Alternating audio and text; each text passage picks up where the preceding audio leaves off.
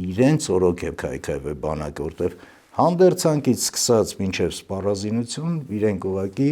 կերել են։ Մեր զինվորը սոված էր, մեր զինվորը տկլոր էր, եթե տանեցիները չուղարկեին համազգեստ, բացինկայից սկսած Էլեն մնացածի մասին չեմ խոսում։ Մեր բանակը ոչ զորավարժությունների էր նորմալ մասնակցում, մեր բանակը ոչ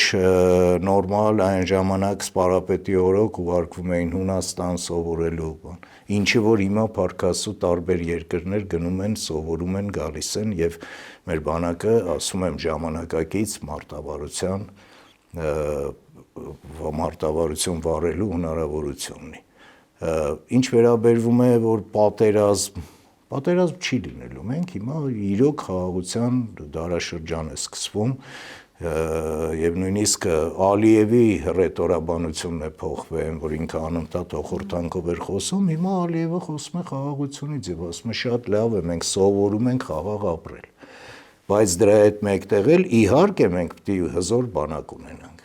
որտեղ եթե ուզում ես խաղաղություն, պիտի պատրաստ լինես պատերազմին։ Ցանկացած բան կարող է փոխվել, բայց այս պահին, այս ժամանակահատվածում եւ քանի կա այդ խաղաղությունը, մենք պետք է օգտագործենք, ասում եմ, առաջերտին տնտեսությունը ոտքի հանենք, հզոր արդյունաբերություն հիմնենք, որպեսզի ունենանք այդ հնարավորությունը բանակին պահելու։